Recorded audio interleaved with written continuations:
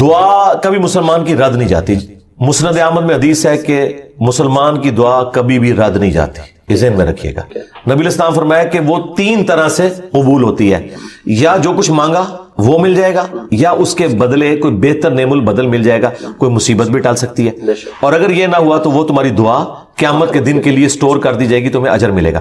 لہذا یہ تو اپنے دماغ سے نکال دیں کہ دعا ریجیکٹ ہوتی ہے. دعا کبھی بھی ریجیکٹ نہیں ہوتی.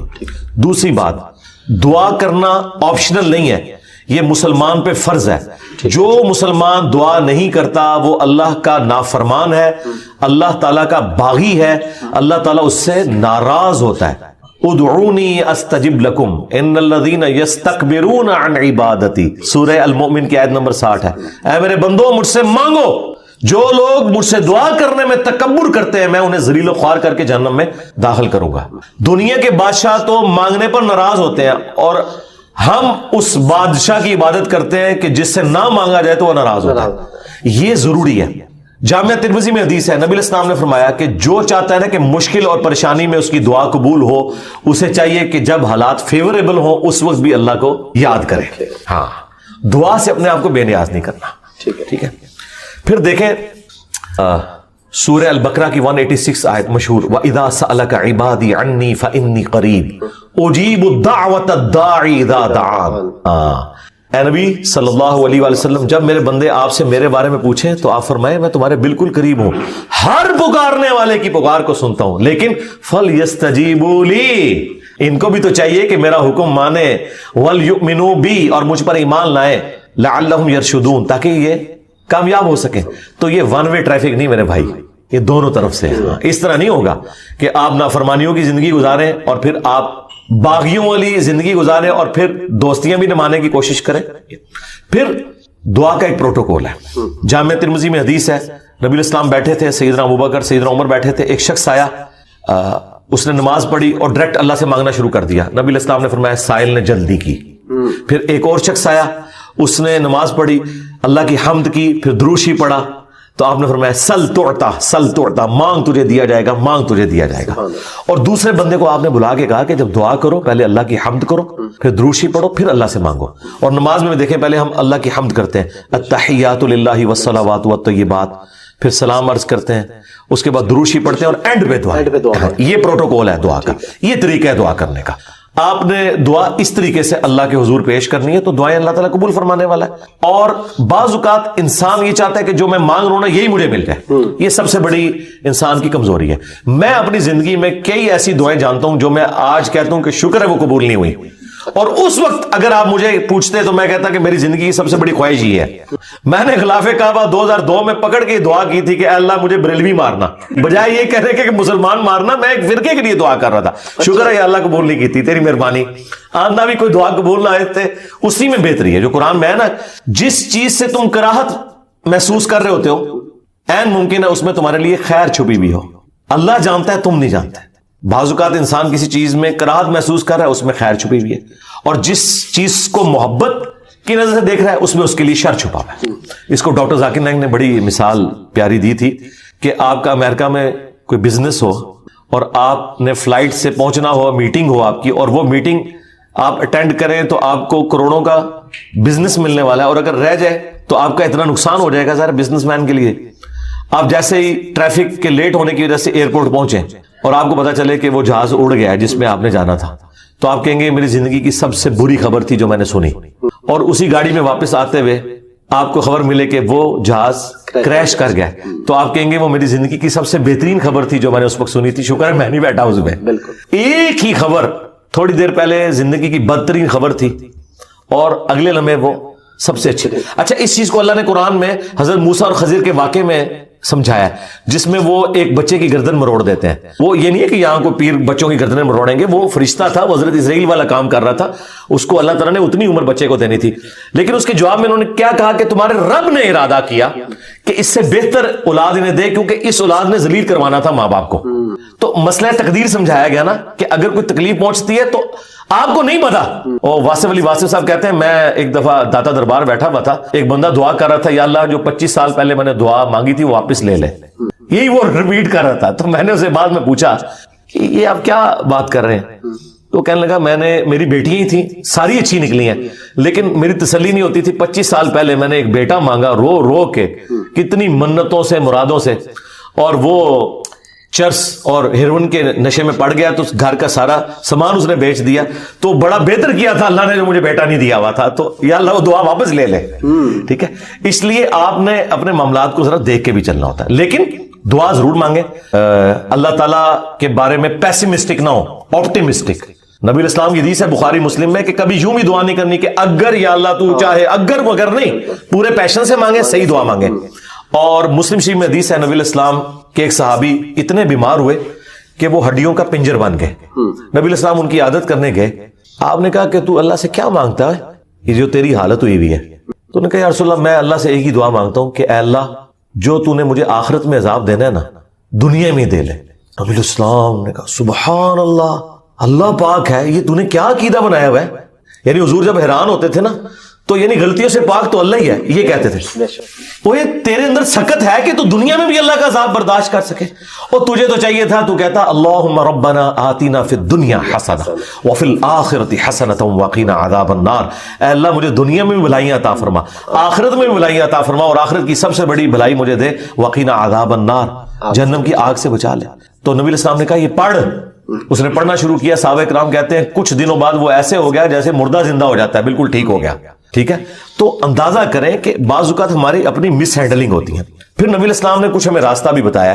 بخاری مسلم میں حدیث ہے جس کی خواہش ہو کہ اس کی عمر دراز ہو جائے اور اس کے رزق میں برکت ہو. یہی دو دعائیں ہیں جس کے پیچھے لوگ درباروں پہ بھی جاتے ہیں، ادھر ادھر ذلیل ہوتے ہیں کہ جی صحت والی زندگی ہو، لمبی ہو، ظاہر انسان کے اندر اللہ نے خواہش رکھی ہے، اور فراخی ہو. نبی الاسلام نے یہ دونوں چیزیں گنوائی. بخاری مسلم کے الفاظ ہیں جو یہ چاہتا ہے نا وہ اپنے رشتہ داروں کے ساتھ اس نے سلوک کرے، شریکہ نال. ہاں پنجابی کہتے ہیں شریکہ نال، کیونکہ انسان دوسروں میں لگا لیتا ہے، شریکہ نو نہیں دیتا. جدھر یعنی آپ کے وہ کامن انٹرسٹ ہوتے ہیں نا، وہ شریک ہوتے ہیں نا وہ. اس لیے آپ دیکھیں گے سارے تعویذ دھاگے بھی شریک کرواتے ہیں. کبھی کسی محلے دار نے کسی پہ تعویذ نہیں کرایا، وہ آپ کے شریک ہی کروا رہے ہوتے ہیں. جہاں جیلسی فیکٹر تھا وہیں خرچ کرنے کے اوپر اللہ تعالیٰ نے اجر رکھا ہوا ہے، اور یہ آپ کے اوپر کتنی بڑی آزمائش ہے. جہاں آپ خرچ نہیں کرنا چاہتے وہاں آپ نے خرچ کرنا ہے. اب جو آپ نے وسیلہ اور توسل کی بات کی، وہ صحیح بخاری میں حدیث ہے 1010 نمبر حدیث 1010 کہ حضرت عمر فاروق رضی اللہ تعالیٰ عنہ کے دور میں جب قحط پڑ جاتا تو وہ دعا کرتے اللہم، اللہ تعالیٰ کو مخاطب کر کے کہ اے اللہ انا کننا نتوسل الیک بنبینا، پہلے ہم تیرے نبی سے دعائیں کروایا کرتے تھے، اب ان کی وفات کے بعد ان کے چچا کو لے کے آئے، ان کی دعا کی برکت سے بارش نازل فرما، اور وہ بارش نازل ہو جاتی. یہ حضرت عمر نے امت کو عقیدہ دیا ہے کہ توسل اور وسیلہ یہ نہیں ہے کہ کسی کے واسطے آپ نے ڈالنے اللہ کو، بلکہ یہ ہے کہ اس نیک بندے سے جا کے دعا کروانی ہے. بخاری مسلم میں ہے کہ بارش نہیں ہوتی تھی، صحابہ کرام نبی الاسلام سے دعا کرواتے تھے، دعا کی برکت سے بارش ہو جاتی تھی. اب قبر رسول پہ جا کے آپ نے نبی الاسلام سے کوئی نہیں مانگنا. ہاں وہ دعاؤں کی قبولیت کی جگہ ہے، وہاں کھڑے ہوں صلاۃ والسلام عرض کریں. 4 کتابوں میں موجود ہے، المصنف ابن ابی شیبہ میں، سنن کبری البیہقی میں، الموطا امام مالک میں، فضل الصلاۃ علی النبی کے اندر کہ صحابہ کرام اور خصوصاً ابن عمر کے بارے میں کہ مسجد نبوی میں وہ آتے، پہلے سفر پہ جاتے ہیں یا واپس آتے ہیں، پہلے مسجد نبوی میں 2 نفل پڑھتے ہیں اور قبر رسول پر آ کے عرض کرتے السلام علیک یا رسول اللہ، السلام علیک یا ابا بکر، السلام علیک یا عمر. ایک روایت میں السلام علیک یا ابا، میرے باپ آپ پر سلام ہو. تو یہ صحابہ کرام کا طریقہ تھا، قبر رسول پہ حاضر ہونا، وہاں کھڑے ہو کر اللہ سے دعا مانگنی ہے. آپ نے کسی یعنی بزرگ سے یا پیغمبر سے ڈائریکٹ نہیں مانگنی اور نہ واسطے ڈالنے. دیکھیں قرآن میں 40 کے قریب دعائیں آئی ہیں، سب ربنا کے ساتھ ہیں، کوئی وسیلے واسطے نہیں ہے اس میں. مجھے نہیں سمجھ آتی آپ وسیلے واسطے سے بھی آگے جا کے ڈائریکٹ بزرگوں کو پکارتے ہیں، یا علی مدد کہتے ہیں، یا شیخ عبد القادر جیلانی مدد کہتے ہیں. ان سے پوچھو کہ اللہ کے بندو کیا مولا علی علیہ السلام نے کسی کا واسطہ ڈال کے کبھی دعا کی ہے یا اسے پکارا ہے؟ شیعہ کی جو سب سے اتھینٹک کتاب ہے نا مولا علی کے خطبات نہج البلاغہ، اس میں ایک خطبہ موجود ہے، اپنے بیٹے کو انہوں نے کچھ نصیحتیں کی ہیں. اس میں انہوں نے کہا کہ حسن یاد رکھنا تم اس کی اولاد ہو جس نے عنقریب مر کے مٹی ہو جانا ہے، بقا صرف اللہ کی ذات کو ہے. حسن جب بھی تجھے مصیبت اور پریشانی ہو صرف اسی کو پکارنا، اور اے میرے بیٹے حسن یاد رکھنا اللہ کی بارگاہ وہ ہے جس میں اس نے اپنے لیے کوئی دربان بھی مقرر نہیں کیا، تم ڈائریکٹ اللہ سے مانگو. اب مجھے بتائیں اگر یا علی مدد کا عقیدہ ہوتا تو سب سے پہلے وہ اپنے بیٹے کو سکھاتے حسن ابن علی کو. اگر حسن ابن علی کو یا علی مدد کا عقیدہ نہیں سکھایا گیا تو باقی تو شاہی کوئی نہیں. پھر یہ سارے انہوں نے گھڑے ہوئے عقیدے. ہاں آپ یہ کہہ سکتے ہیں اے اللہ جو تجھے اپنے نبیوں سے، ان کے اہل البیت سے، ان کے صحابہ سے محبت ہے، میں اس محبت کا وسیلہ تجھے پیش کرتا ہوں کہ میرا یہ کام کر دے. یہ اللہ کی صفت کا وسیلہ ہوگا. ٹھیک ہے. وَلِلَّهِ الْأَسْمَاءُ الْحُسْنَى فَادْعُوهُ بِهَا. اللہ کا اپنے پیغمبروں سے محبت کرنا یہ اللہ کی صفت ہے، اس کا وسیلہ پیش کر سکتے ہیں. ٹھیک ہے. اس طرح نیک اعمال کا وسیلہ وَاسْتَعِينُوا بِالصَّبْرِ وَالصَّلَاةِ، نماز اور صبر کے ذریعے اللہ کی مدد چاہو. بالکل آپ وسیلہ پیش کریں. وہ 3 لوگ وہ غار میں پھنس گئے تھے، بخاری مسلم میں آتا ہے، انہوں نے اپنے عمل کا وسیلہ پیش کیا. یہ آپ کریں، بالکل کریں، اس میں تو کوئی شک والی بات نہیں. لیکن یہ جو واسطے ڈالنا فلانے دا صدقہ یہ کوئی ثابت نہیں میرے بھائی. اس طرح کی کوئی روایت اصول محدثین کے اوپر صحیح نہیں ہے. لیلۃ القدر خیر من الف شہر، یہ وہ رات ہے جو کہ 1000 مہینوں سے افضل ہے. یعنی قمری اعتبار سے آپ سمجھ لیں کوئی 84-85 سال، اور سولر ایئرز کے اعتبار سے 82 سال کی عبادت سے بہتر ہے اس رات میں عبادت کرنا. تنزل الملائکۃ والروح فیہا باذن ربہم من کل امر، اس میں فرشتے نازل ہوتے ہیں اپنے رب کی جانب سے تمام اہم کام لے کر. وہی فیہا یفرق کل امر حکیم. دیکھیں قرآن کے پیچھے قرآن کی آیات، قرآن کی سب سے بیسٹ تفسیر وہ ہے جو قرآن سے کی جائے. سلام، یہ رات سراپا سلامتی ہے. ہی حتی مطلع الفجر، اور یہ سلامتی ہے فجر کا وقت شروع ہونے تک، طلوع فجر تک. ویسے تو بخاری و مسلم کی میں نے حدیث بیان کی کہ پورا سال ہی آخری تہائی رات میں اللہ تعالیٰ کی طرف سے ندا آتی ہے، لیکن اس کی خصوصیت یہ ہے کہ مغرب کا وقت شروع ہونے سے لے کر طلوع فجر تک یہ پوری کی پوری رات اللہ تعالیٰ کی طرف سے ایک خاص رات ہے جس میں فرشتے نازل ہوتے ہیں، اہم کام بانٹے جاتے ہیں، تقدیر کے فیصلوں کی رات ہے. تو یہی شب قدر ہے، یہی شب برات ہے، یہی لیلہ مبارکہ ہے. یہ سارے کے سارے نام اسی پہ فٹ بیٹھتے ہیں. اب آخر میں 10 صحیح الاسناد احادیث اور 10 کی 10 جو ہیں وہ میں مشکات سے ان کے نمبرز بھی بتا دوں گا، اور بخاری اور مسلم پرائمری بکس کے نمبر نہیں بتاؤں گا، مشکات کے نمبر بتاؤں گا جو انسائکلوپیڈیا آف حدیث ہے.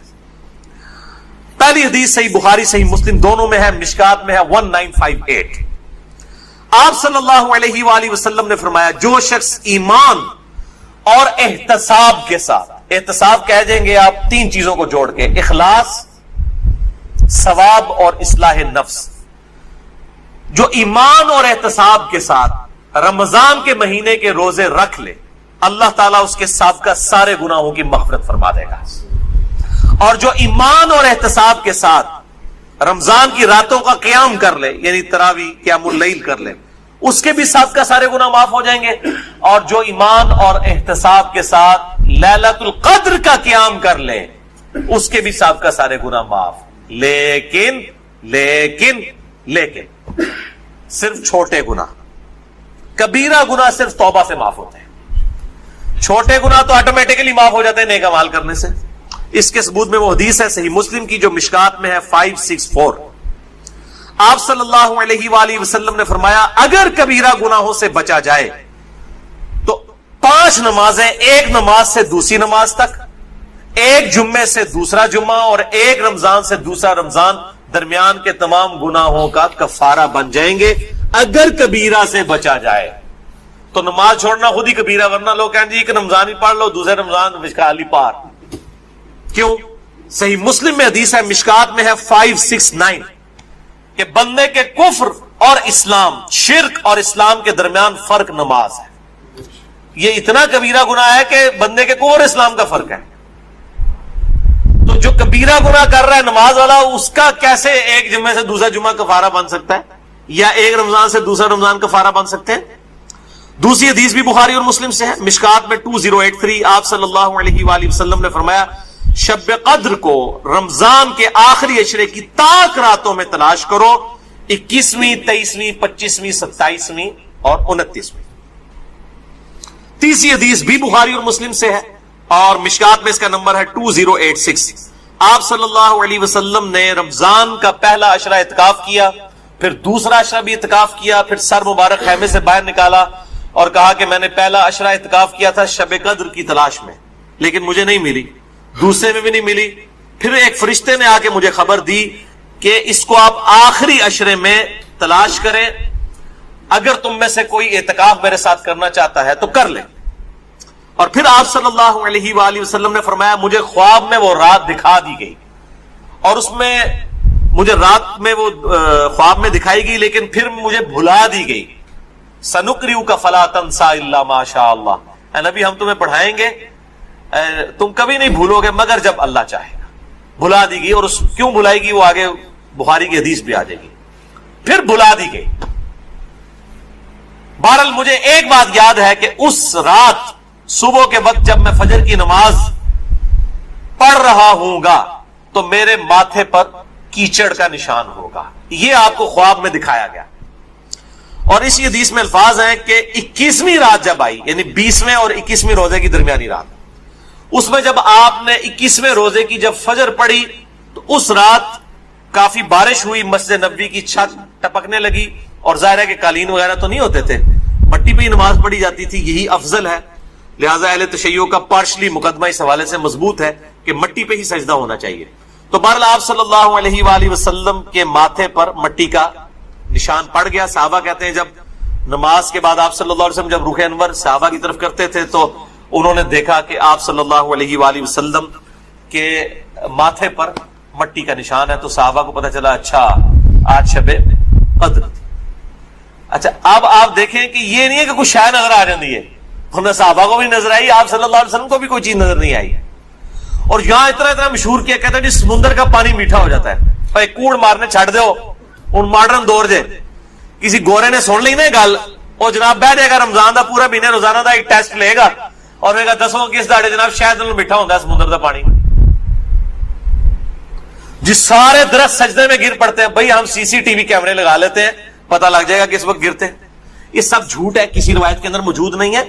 بس صرف آپ نے قیام کرنا ہے رات کا، کوئی ایک رات اس میں ہوگی. اسی لیے دیکھیں یہ فکس بھی نہیں کر کے بتائی گئی کہ فلاں ہے، کہا گیا 5 ہے، 21ویں 23ویں 27ویں 25ویں 27ویں اور 29ویں.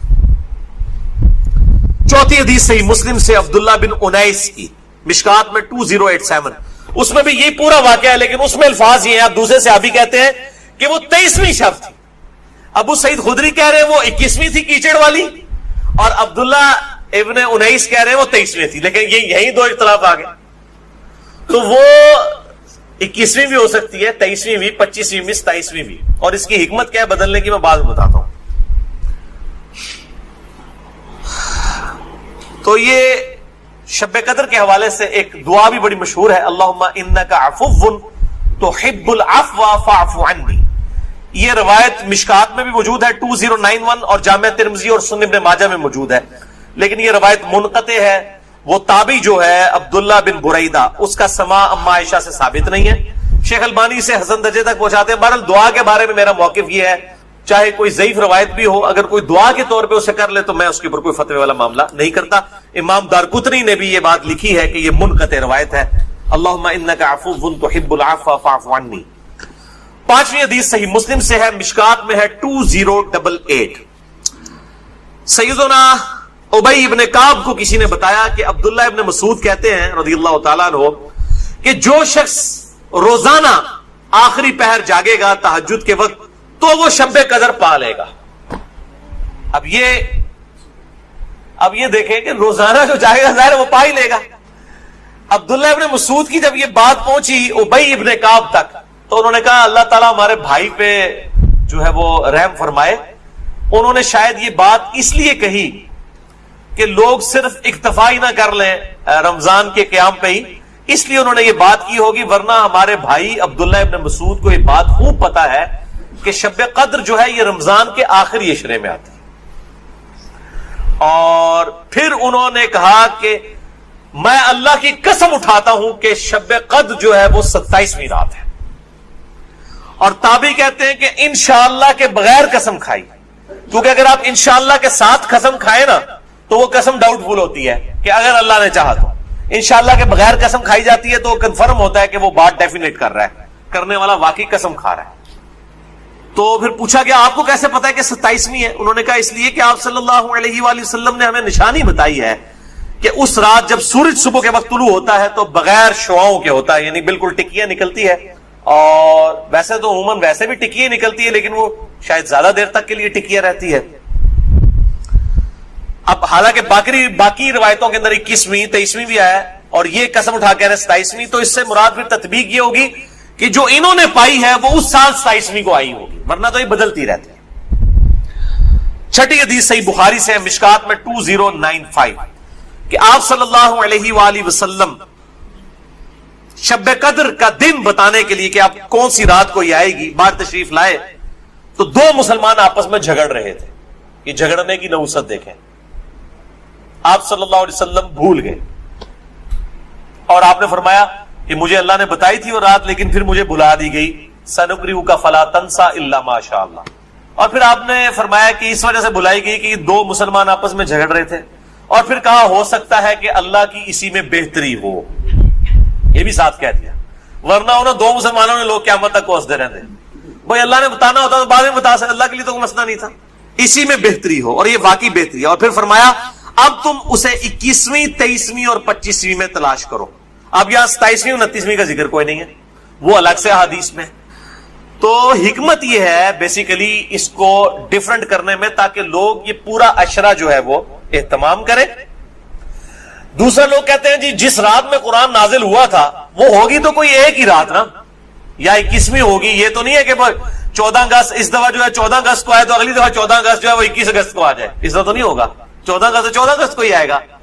تو یہ کیا وجہ ہے کہ قرآن جس رات میں نازل ہونا شروع ہوا وہ تو یا 21ویں تھی یا 23ویں تھی یا 25ویں یا 27ویں یا 29ویں، تو اگلے سال بھی وہی ہونی چاہیے۔ تو یہ دنیاوی اعتبار سے تو یہ بات بالکل ٹھیک ہے، لیکن جب اللہ تعالیٰ نے اس کی سیلیبریشن اس طرح کر دی ہے کہ اس سال میں اس کی سیلیبریشن کروں گا 21ویں کو، اگلے سال 23ویں کو، اس سے اگلے سال 27ویں کو، اس سے اگلے سال پھر شاید 21ویں کو ہو جائے، پھر کبھی 29ویں کو، تاکہ یہ روٹیٹ کرتی رہے، مسلمانوں کا شوق برقرار رہے۔ اس میں نظر کچھ نہیں آنا ہوتا، بس قیام کرنا ہوتا ہے، اللہ تعالیٰ 82 سال کی عبادت کا ثواب لکھ دے گا۔ اور اس کا آسان طریقہ میں آپ کو اینڈ پہ 2 حدیثیں بتا دوں گا سست الوجود لوگوں کے لیے انشاءاللہ میرے جیسے۔ صافی حدیث بھی بخاری اور مسلم دونوں میں ہے، مشکات میں 2090۔ اما عائشہ کہتی ہیں کہ جب رمضان کا آخری عشرہ ہوتا تو آپ صلی اللہ علیہ وسلم عبادت کے لیے کمر بستہ ہو جاتے، خود بھی راتوں کو جاگتے اور اپنے گھر والوں کو بھی جگایا کرتے۔ اللہ تعالی ہمیں بھی اس سنت پر عمل کرنے کی توفیق عطا فرمائے، آمین۔ 8ویں حدیث صحیح مسلم سے ہے، مشکات میں 2089۔ اما عائشہ رضی اللہ تعالیٰ عنہ کہتی ہیں کہ آپ صلی اللہ علیہ وسلم جس قدر رمضان مبارک کے آخری عشرے میں عبادت اور سخاوت والا معاملہ کرتے تھے، پورا سال کبھی ایسا نہیں کرتے تھے، اس آخری عشرے میں خصوصاً۔ 9ویں حدیث تو ہے ہی بالخصوص پرٹیکولرلی اعتکاف کے حوالے سے، اور اعتکاف بھی بیسیکلی شب قدر کی تلاش کے لیے ہوتا ہے، کم از کم 10 دن مسجد میں ٹکا تو رہے گا نا، چلو ستے ہی لب گئی مسجد ہی تو مل جائے گی نا انہوں شب قدر، اور کوئی نہیں تو لوگ فجر اور عشاء کی نماز ہی جماعت سے پڑھا دیں گے۔ خراٹے لے رہے ہو تو اعتکاف والوں کی تو ویسے ہی شام دائی ہوتی ہے بیچاروں کی، اعتکاف والوں کو تو رات کو بھی نہیں سونے دیتے، اور درس بھی مجبوراً بیچارے اعتکاف والوں کو ہی سننا پڑتا ہے۔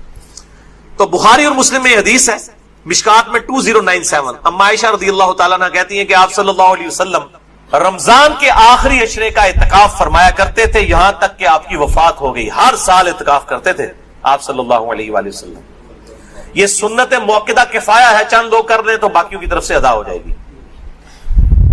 اور پھر آپ صلی اللہ علیہ وسلم کی وفات کے بعد آپ کی بیویاں بھی مسجد نبوی میں اعتکاف کیا کرتی تھی۔ لیکن اسی کانٹیکسٹ میں بخاری مسلم میں حدیث ہے، ایک دفعہ آپ صلی اللہ علیہ وآلہ وسلم نے جو ہے وہ مسجد نبوی میں اعتکاف کے لیے خیمہ لگایا، کسی ایک بیوی نے آگے خیمہ لگایا، پھر دوسری نے بھی وہ سوکن والا سلسلہ کرتے کرتے کئی خیمے لگے، آپ نے ساروں کے کھڑوا کے اپنا بھی کھڑوا دیا۔ اس سال آپ نے اعتکاف ہی نہیں کیا، پھر آپ نے اگلے سال صحیح بخاری میں آتا ہے 20 دن کا اعتکاف کیا، اور وہ آپ کا آخری سال تھا۔ تو آپ نے اعتکاف ہی نہیں کیا کہ یہ یعنی اللہ کی رضا کی خاطر اعتکاف کیا جائے، نہ کہ میری وجہ سے کہ میرے ساتھ ایک بیوی اعتکاف بیٹھی ہے پھر دوسری بھی، سب کے خیمے۔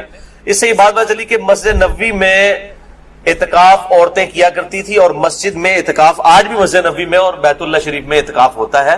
صلی اللہ علیہ وآلہ وسلم نے فرمایا مجھے خواب میں وہ رات دکھا دی گئی، اور اس میں مجھے رات میں وہ خواب میں دکھائی گئی لیکن پھر مجھے بھلا دی گئی۔ سنقرئک فلا تنسى الا ما شاء اللہ، اے نبی ہم تمہیں پڑھائیں گے، تم کبھی نہیں بھولو گے مگر جب اللہ چاہے گا۔ بھلا دی گئی، اور اس کیوں بھلائے گی وہ آگے بخاری کی حدیث بھی آ جائے گی۔ پھر بھلا دی گئی،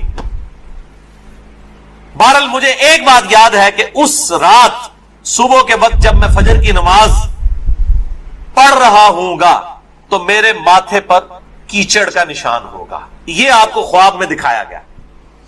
اور اسی حدیث میں الفاظ ہیں کہ 21ویں رات جب آئی, یعنی 20ویں اور 21ویں روزے کی درمیانی رات, اس میں جب آپ نے 21ویں روزے کی جب فجر پڑھی تو اس رات کافی بارش ہوئی, مسجد نبوی کی چھت ٹپکنے لگی, اور ظاہر ہے کہ قالین وغیرہ تو نہیں ہوتے تھے, مٹی پہ ہی نماز پڑھی جاتی تھی, یہی افضل ہے. لہذا اہل تشیع کا پارشلی مقدمہ اس حوالے سے مضبوط ہے کہ مٹی پہ ہی سجدہ ہونا چاہیے.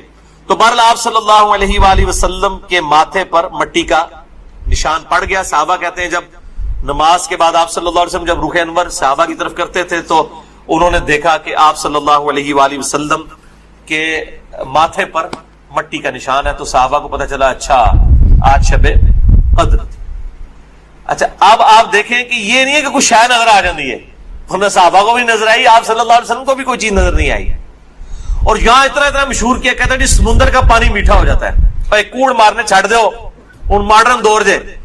کسی گورے نے سن لی نا گل, وہ جناب بہ جائے گا رمضان دا پورا مہینہ روزانہ دا ایک ٹیسٹ لے گا اور میں کہا دسو کس داڑے جناب شاید میٹھا ہوتا ہے سمندر دا پانی.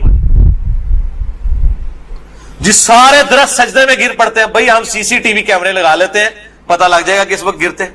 یہ سب جھوٹ ہے, کسی روایت کے اندر موجود نہیں ہے.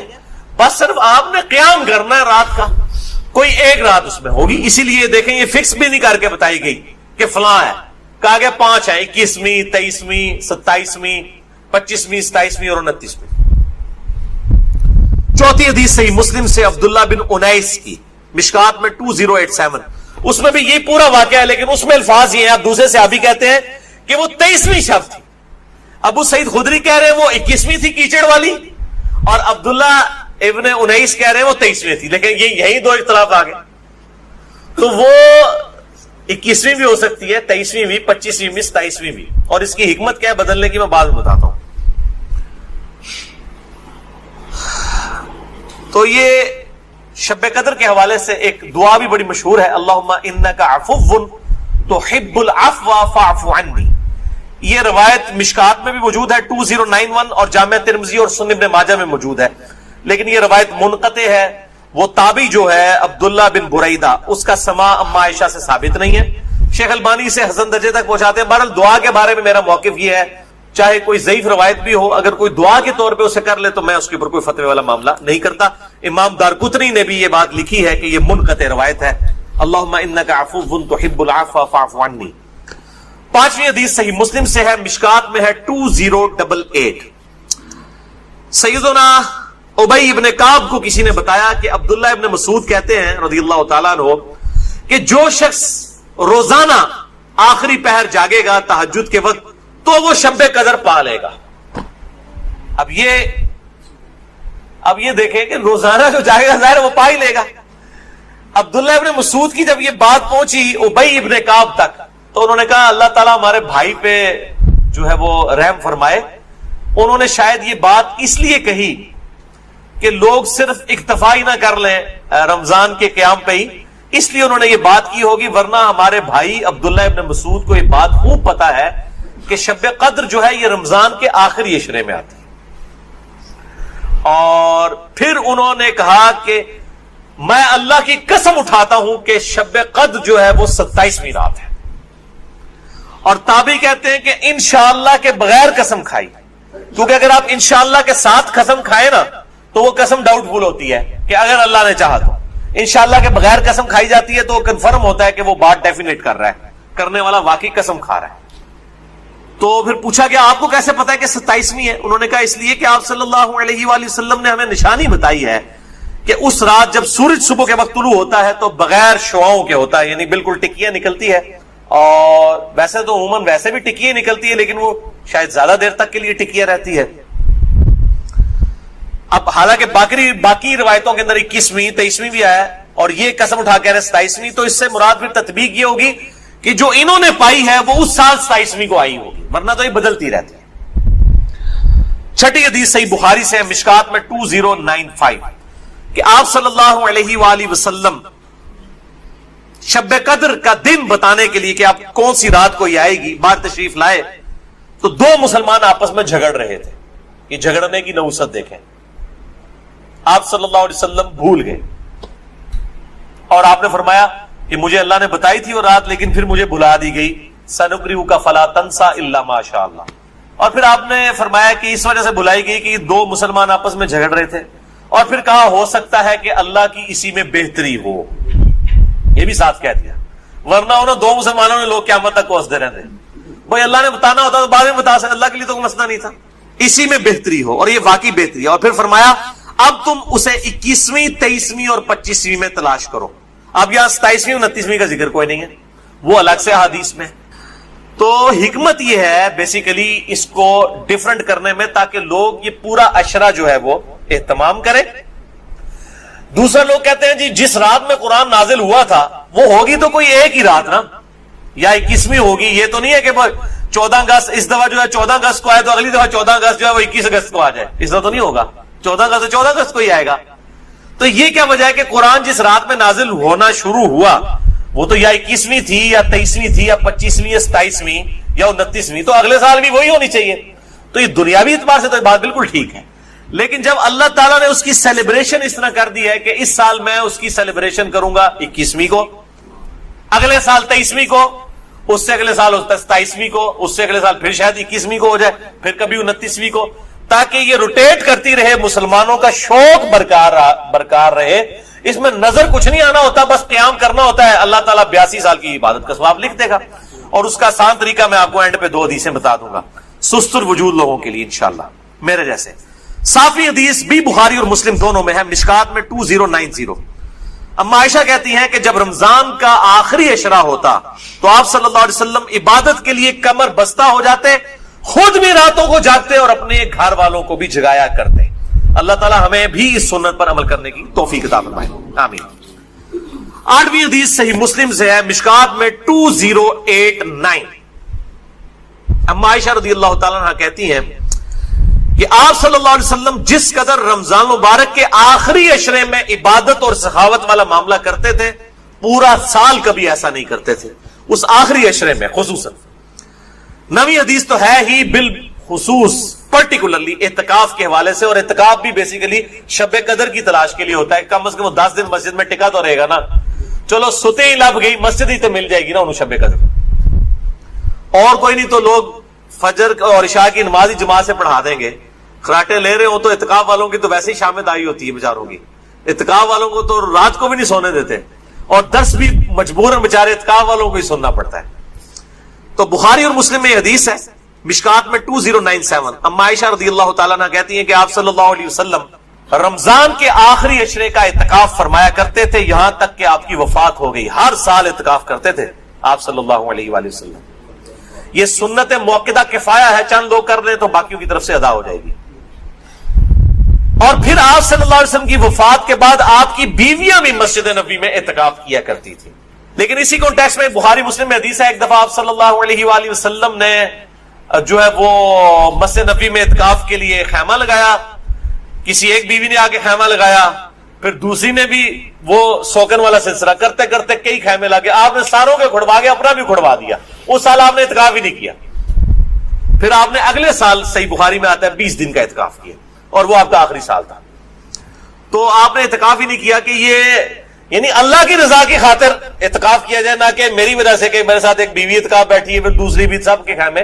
اس سے یہ بات چلی کہ مسجد نبوی میں اعتکاف عورتیں کیا کرتی تھی, اور مسجد میں اعتکاف آج بھی مسجد نبوی میں اور بیت اللہ شریف میں اعتکاف ہوتا ہے. بل اس حوالے سے میرا موقف تھوڑا اب لینیٹ ہو چکا ہے. اب جو پرفتن دور ہے جس کے اندر یہ موبائل کیمرے اور ویڈیوز اور سیکیورٹی تقریباً ختم ہو چکی ہے مسجدوں کی, اس صورتحال میں اگر عورتیں گھروں میں اعتکاف کر لیں تو اجتہاداً اس میں بھی کوئی حرج نہیں ہے, کیونکہ مسجدیں جو ہے آج کل عورتوں کے اعتکاف کے اعتبار سے خطرے سے خالی نہیں ہے. جیسا کہ یہ موبائل فون ہے, اور لوگوں کی اگلے دن بھی اخبار میں خبر آئی تھی, وہ تصویر کسی کی چڑھا دی, اس طریقے سے اس عورت نے خودکشی کر لی. اس قسم کے واقعات ہوتے ہیں. لہٰذا اس میں میرا خیال ہے اہل حدیث جو سختی کرتے ہیں وہ نہیں کرنی چاہیے. حنفیوں کا موقف مجھے مضبوط لگتا ہے, خصوصاً اس دور کے اعتبار سے. میں حرام نہیں کہہ رہا, مسجد میں بیٹھنا بہتر ہے, مسجد نبوی شریف میں جہاں پہ سیکیورٹی ہے بیٹھیں, لیکن ہمارے ملک کے اندر میں نہیں سمجھتا کہ سوائے چند ایک جگہوں کے اس طرح کی سیکیورٹی اویلیبل ہو. جہاں پہ ہو ضرور کریں. لیکن عورت نفلی روزہ اور اعتکاف اپنے خاوند کی مرضی کے بغیر نہیں کر سکتی. ذرا یہ ذہن میں رکھیے گا. 10ویں حدیث جامعہ ترمذی میں ہے، سنن ابی داؤد میں ہے، سنن ابن ماجہ میں.